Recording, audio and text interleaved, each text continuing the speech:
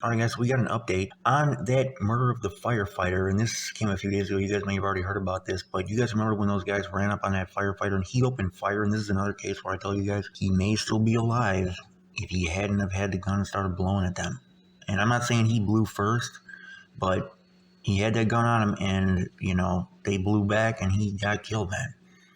Did the gun make him safer? I don't know, but that's a question that's always up for debate in the comments. But anyways, two men have been handed lengthy prison sentences, they said, for participating in a botched carjacking that ended with the murder of a retired Chicago Fire Department, Dwayne Williams, in December of 2020. Devin and a guy named Jalen, both 22, were each found guilty of first-degree murder during a jury trial back in June on Wednesday. Judge handed the one guy 40 years for the murder plus a 20-year sentence enhancement for using a firearm during the commission of a crime. So he got slammed, man, according to the clerk files.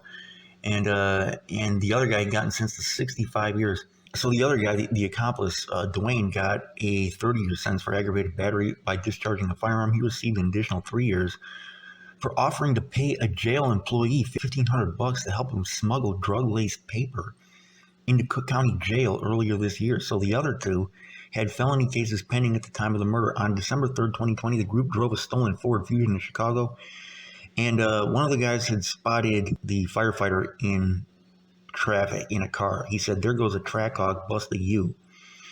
So the other guy turned the car around and followed the firefighter. The court filings say the crew initially planned to set the carjacking into motion by bumping the firefighter's vehicle, but they didn't get an opportunity before he had parked outside of a place called Let's Get Poppin', which was his favorite popcorn shop. So then the crew, they stopped by Representative Bobby Rush's office, parking the parking lot, and waited for the firefighter to leave the store, according to the filing. So as the firefighter returned to his Jeep, one of the guys the driver pulled up behind him, and the other three defendants jumped out.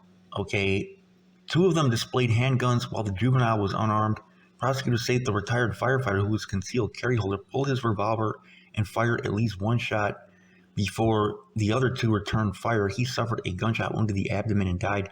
The group fled in the stolen Fusion, leaving the vehicle behind, so they didn't even take the vehicle. One of the guys that told prosecutors that the crew planned to sell it, and they said he would have pocketed a couple $100, and I don't know if that's accurate. So Chicago police released video of the carjacking attempt as they tried to identify the offenders. The crew wiped the Fusion down and dumped it in Tinley Park, which is a suburb, guys. Back in Indiana, the four guys discussed what happened, and that one of them had left his shoe at the murder scene, and the juvenile got out of the Fusion even though he wasn't supposed to. So police recovered the shoe and found DNA on it that matched one of the guys. His fingerprints were also found on the getaway car, which had been stolen before the murder, and on the car's license plate, which was inside of the trunk. They had searched for Google information about the murder in the hours after it occurred.